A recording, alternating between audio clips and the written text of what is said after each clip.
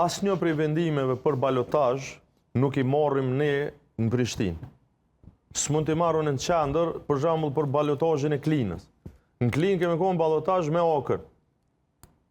Domethënë, unë edhe Sokol Bashut edhe ke tjerë kemi me lyp votat e partive ose votuesve të partive tjera. Që i bjen edhe të LDK-s, edhe të vetëvendosjes, edhe të nënkujt tjetër. Për SHDK-s për shembull. Ose që një rast tjetër, në Dragash. Dragash kemi qenë balotazh me LDK-n.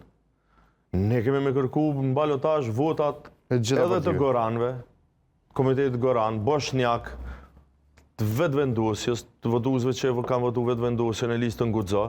Pse? Sepse që është o gara.